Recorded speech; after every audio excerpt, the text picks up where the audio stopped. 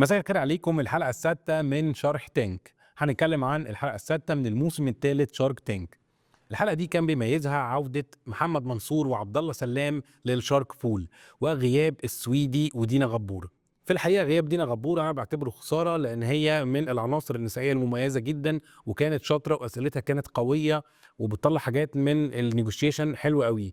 ولكن طبعا محمد منصور وعبد الله سلام من الناس التقيلة اللي احنا كنا مفتقدينهم من بداية الموسم. الحلقة دي كان فيها 3 شركات مقدمين، ال3 بيعرضوا منتجات كلهم حلمهم التصدير بره مصر، ولكن شركة واحدة منهم بس اللي قدرت تطلع بأوفر خلال الحلقة، وده خلى الحلقة دي أفقر حلقة من حيث إجمالي الاستثمار على مستوى الموسم. الحلقة دي تم استثمار فيها 8.5 مليون جنيه بس. كملوا الحلقة للآخر لو عايزين تعرفوا تفصيل أكتر عن البيتش بتاع كل شركة منفصلة، ولو عايزين تعرفوا الشركة اللي رفضت كل عروض الشاركس.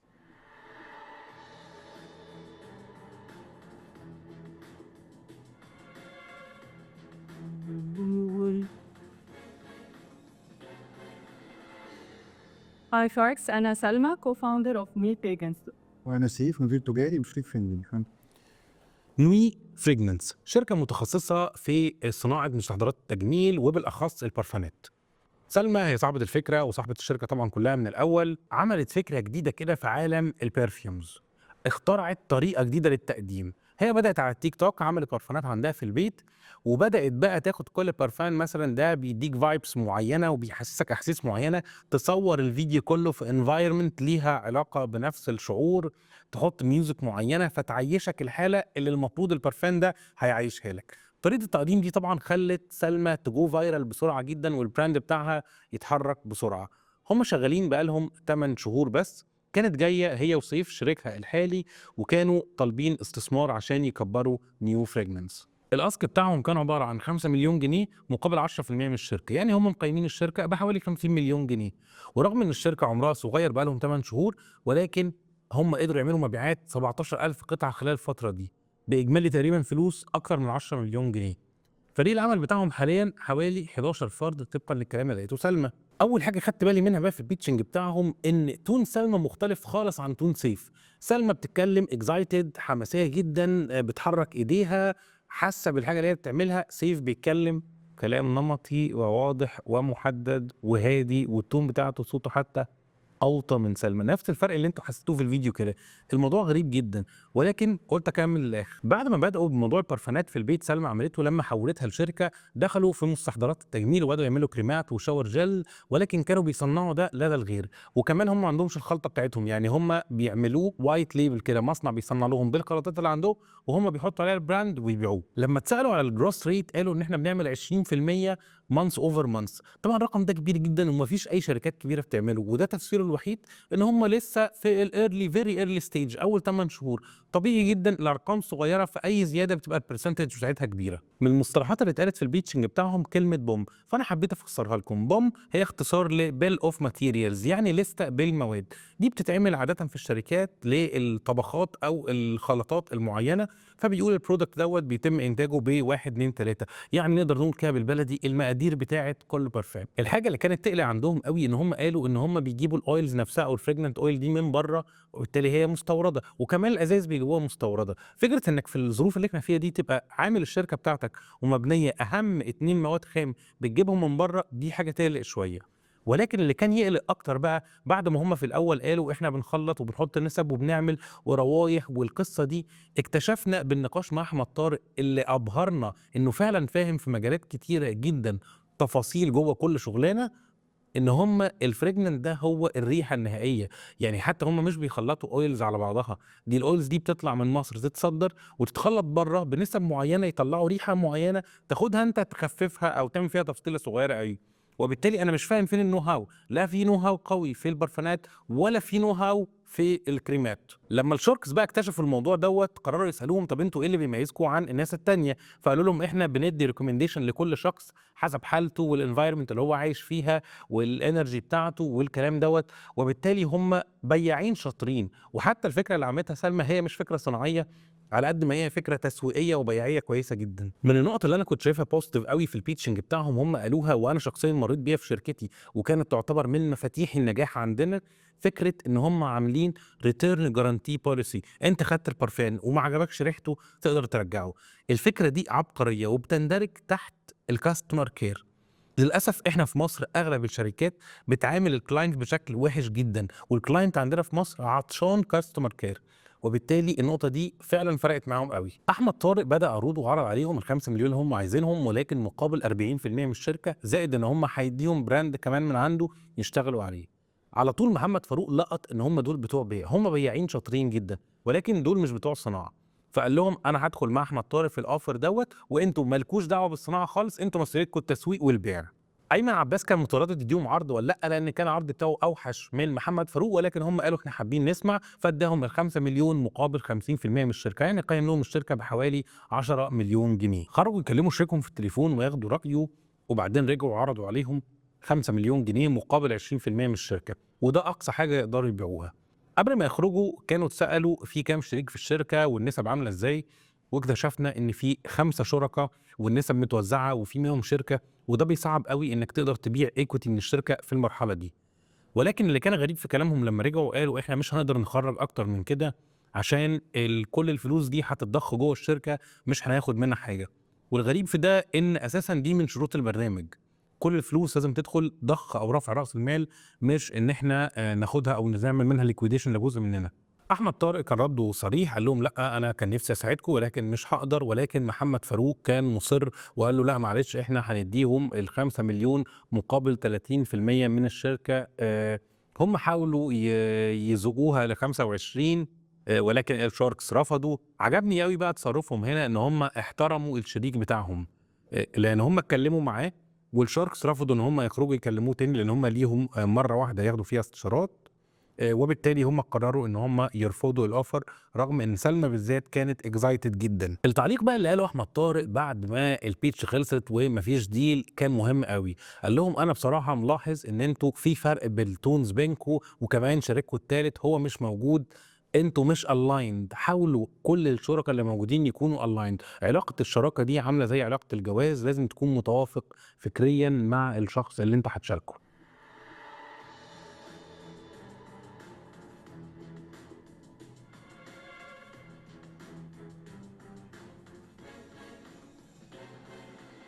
مساء الخير. أنا علي محمد، مؤسس تارجت ايجيبت وأنظمة الأندية. تارجت ايجيبت شركه متخصصه في الهاند شوب ليفتنج، واللي ما يعرفش يعني ايه هاند شوب ليفتنج ده كده من اسمها، هو فكره السرقه من خلال انك ماشي في المحل فتشيل حاجه معاك في جيبك او تخبيها وتخرج بيها يعني. فهم زي متخصصين في ده، هم بيعملوا الانظمه الامنيه اللي بتحارب ده، زي الجيتس اللي انتوا بتشوفوها وانتوا خارجين من اي محل هدوم، التاجز اللي بتشوفوها ممسوكه في الهدوم، الاجهزه نفسها اللي هي بتاعت الدي اكتيفيشن، فهم متخصصين في الموضوع دوت. علي بصراحه كان كلامه منظم، واضح ان هو فاهم السوق بتاعه، فاهم ايه اللي بيحصل فيه، بيتطور ازاي، بيحكي قصه نجاح من ايام ما كان بيورد وبعدين بدا يصنع في الصين، قعد سنتين هناك وبعدين بدا يصنع في مصر. فبصراحه القصه كلها ملهمه وتخليك تقعد تسمعه للاخر. علي كان طالب 8.5 مليون جنيه مقابل 30% من شركته، يعني تقريبا مقيم الشركه بحوالي 26 مليون جنيه. طبعا اكبر مجال بيشتغل فيه الكلام دوت هو مجال الملابس، يعني طبعا ممكن يشتغل في حاجات تانية وفي مخازن باشكال مختلفه كمان لو في موظفين وانت قادر من حد ياخد حاجه، ولكن الملابس عشان الفرايدي الجامده بيبقى شغال فيها الانظمه دي كويس. كمان التطوير بتاعها اللي هو الار اف اي دي بيشتغل عشان تقدر تعمل جرد لمحل ملابس كامل في اقل من 5 دقايق مثلا، بكل الاصناف والمقاسات والالوان وكل ده في 5 دقايق تعمل جرد المكان كله. هو توجه لموديل انه بيبيع 90% من مبيعاته للبي تو بي، يعني بيبيع لشركه بتجهز المحلات بتاعه الملابس، مش بيبيع المحل مباشر، وده بيسهل عليه ان انا بختصر الخبرات مع التعامل مع الاند يوزر بالنسبه لي اللي هو المحل. الشركه شغاله من 2011 وبعدين كانت شغاله في التوريدات، 2017 بدات تصنع في الصين، 2020 بدات تصنع في مصر، اخر سنه قدرت تعمل مبيعات 9.5 مليون جنيه، كسبانه منهم حوالي 3.6 مليون جنيه مصري، يعني حوالي 35%. اللي بيعملوه حاليا ان هم بيصنعوا تقريبا الشاسيهات كلها، ولكن البورد بيجيبوها من الصين، وبيقول ان هو تقريبا سعره مقارنه بالصيني حوالي 35% اقل. طبعا ردوا على السؤال ده ما كانش واضح قوي، لان انت لو بقول السؤال ده في السوق المصري يبقى انت كده ممكن تكون اقل لان الصيني بيتعمل عليه شحن، ولكن اتسال بعد كده بشكل واضح سعرك هنا على ارض المصنع كام وسعر الصيني على ارض المصنع كام. الغريبه انه قال ان الصيني كمان اغلى. انا اشك في الموضوع دوت، لان هو انت ما تعرفش هو بيكلفه كام، يعني التكلفه هنا والتكلفه هنا مش كتير قوي. فاعتقد ان الموضوع ده فيه تفصيله كده محتاجه تراجع. الحاجه بقى اللي لفتت انتباهي وهحاول اتواصل معاه، او لو حد يعرفه يكتب لنا في الكومنتات، هو ليه بيجيب البرد من الصين؟ يعني مصنع بنها الالكترونيات هنا بيصنع برد معقده جدا وحاجات للتلفزيونات، فانا مش فاهم ده ليه بيجي من بره. البيتشنج بتاعه ما كانش فيه غلطات كتيره، ولكن موضوع التقييم كان واضح ان هو عاكك عكه جامده قوي، وقالها بصراحه ما عرفش يحور. لما اتسال قيمته بناء على ايه، قال انا جبت الاسيتس بتاعتي زائد مبيعاتي سنتين 2023 و2021. طب ليه سقطت 22؟ اصل 2021 كانت اعلى من 22. يعني الموضوع كان عاكك جدا، بس الناس كانت شايفه اللي هو بيعمله فعلا عنده فيجن وعايز يتحرك وفاهم شغله، فعشان كده خد اوفر في الحلقه دي. الاوفر ده كان عرضه، ومحمد فاروق واحمد طارق مع بعض مجتمعين هيدوا له الفلوس اللي هو عايزها، ولكن مقابل 50% من الشركه. يعني تقريبا قيموا له الشركه بحوالي 17 مليون، لان 8.5 50% يعني الشركه كلها 17 مليون جنيه مصري.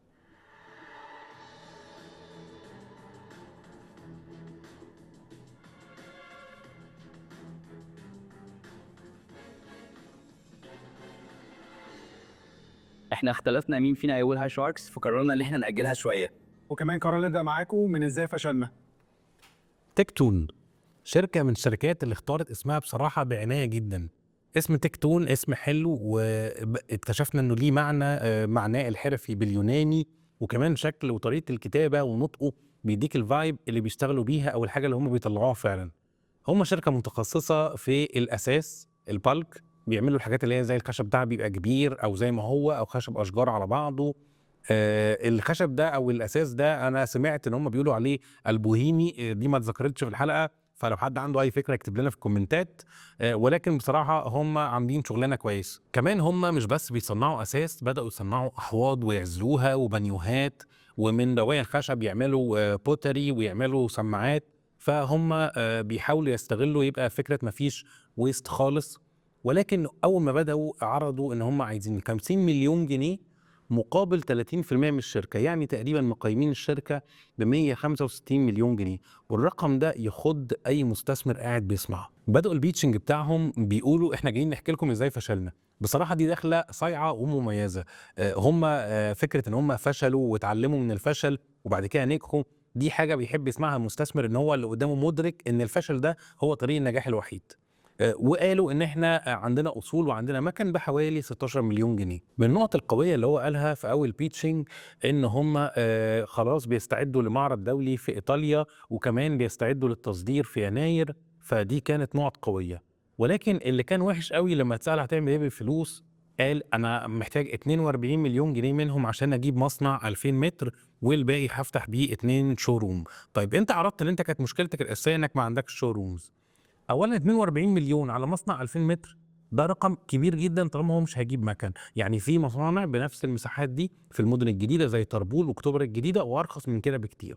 ثانيا انت ليه هتدفع الرقم ده كله في هذا الاسد دلوقتي؟ يعني انت مش في المرحله دي خالص. فالرقم استفزني جدا بصراحه في الاول. لما اتسالوا عن المبيعات قالوا ان مبيعاتهم اتطورت من 11 مليون سنويا للسنه اللي بعدها 18 مليون. ولكن الغريب ان هم بعد كده قالوا احنا بدون الانفستمنت متوقعين خلال 3 سنين نوصل ل 90 مليون. انت كنت 11 بقيت 18 ومتوقع السنه الجايه 27. هتوصل ازاي ل 90؟ يعني الدبلكت ده مش طبيعي. كمان انت كل ما بتكبر نسبه الجروس بتاعتك بتقل مش بتزيد، وانت صغير البرسنتج بتبقى عاليه. لما بتكبر شويه بتبدا تدخل في مرحله ليها ساتيوريشن للشركه، ما بتكبرش بالسرعه دي. الحاجه بقى اللي كانت ملفته جدا، تقريبا نص النقاش تم والشاركس عمالين يسالوا ومحمد فاروق قاعد ما بيتكلمش. محمد فاروق ده في موضوع الاساس هو بابا المجال. يعني هو من ساعه ما اتولد وموبيكا دي موجوده وكانت كبيره وقتها، وهو خدها من والده وطور عليها وكبر بيها وسنه كبير، فهو كل ده قاعد ساكت ما بيتكلمش. بعد ما سمع بقى كل حاجه قرر بقى يعلق على الكلام دوت. هم طبعا الاساس ده اغلبه بيتعمل بشكل يدوي اكتر من الماكينات، فقال لهم بصراحه القصه دي كده مش ده اللي العالم عايزها خالص. انت عايز تشتغل ماس برودكشن والموضوع ده مش سكيلبل ومش هيكبر. وطبعا كلامه ليه وزن كبير قوي عن بقيه الشاركس لان هم عارفين وزنه في الصناعه دي عامل ازاي. الغريب جدا ان هم بقى على قد ما هم كانوا مصدقين اللي هم بيعملوه، ودي حاجه حلوه تبقى انت مصدق انت هتعمل ايه، ولكن بداوا يقاوحوا مع محمد فاروق يقولوا لا الناس بتحب كده، الناس في اوروبا عايزه الحاجات الكبيره، الناس في مصر عايزه الخشب البلك. محمد فاروق ده عنده تيمز كبيره جدا بتدرس الكاستمر بيهيفير وهو محتاج ايه عشان يطور نفسه ازاي والخطوه الجايه تكون ايه. فانتوا بتقولوا له الكاستمر عايز ايه، انتوا المفروض تسمعوا منه. النقطه بقى كان اللي زي ما بنقول القشه التي قسمت ظهر البعير. اكتشفنا بعد تلتين المناقشه ان الاوردر بتاع التصدير اللي هم هيصدروه دوت والكونتينر اللي بيحضروه هم اصلا طالعين بيه المعرض، يعني هو مش اوردر بيع. طب انت على اساس ايه بتقول انا هصدر؟ طبعا يعني اخطر حاجه انك تقول كلام مش مظبوط وانت بتتكلم قدام انفستور. لو اكتشفنا ان اي معلومه انت قلتها غلط، ثقه الانفستور فيك بتنتهي تماما ومبقاش فيه اي فرصه انك تاخد اي عروض منه. طبعا بعد الكلام ده ايمن عباس والاول مره قاعد هيطق خلاص، هو خلاص عايز ينهي الدسكشن، وحتى في وسط الكلام قال كده حرفيا لبقيه الشاركس انتوا بجد مكملين؟ احمد طارق بقى حاول يعني طبعا بعد ما كل الشاركس قالوا اوت حاول يلعب لعبه كده يستفاد منها، قال لهم هديكم ال 50 مليون ولكن همولكم بيها رو ماتيريال، يعني من الاخر اكنك رحت المصنع عايز تطلب منه اوردر كبير وهو معهوش فلوس يجيب خامات، طب انا هديك الخامات فانا اكني بديك يعني عربون شغل واخد الشغل ده اصدره وممنوع عليكم انتوا تصدروا. يعني قفل لهم القصه دي وياخد التصدير احتكار، لان هو طبعا فرق العمله من هنا لبره هيعمل له ارقام كبيره ويبيع قطع قليله كومبيرد بالاساس او سوق الاساس بشكل عام يعني. ولكن طبعا محمد فاروق دخل علق قال له على فكره الموضوع مش كده خالص، والخشب كمان اللي هما بيصنعوا منه ده اساسا بيتجاب من بره وموجود بره في الشوارع مرمي وبالتالي سعره رخيص جدا، فانت لما تجيبه وترجع تصدره مش هتعمل يعني الحجم اللي انت متخيله او يطلع لك مكاسب. وده خلى احمد طارق يتراجع على طول بعد ما كان هيدبس ايمن عباس معاه وقال لهم انا هدخل انا وايمن عباس ونديكم ال 50 مليون. ودي كانت نهايه الحلقه السادسه من شرح تانك. ما تنسوش تعملوا لايك وشير، ولو انتم على اليوتيوب تعملوا سبسكرايب للقناه. لو عندكم اي اسئله اكتبوا لنا في الكومنتات، ولو عايزيننا نتكلم في اي مواضيع خاصه بالبيزنس في جزئيه معينه ابعتوا لنا فورا. وما تنسوش تابعوا كل حلقات شرح تانك.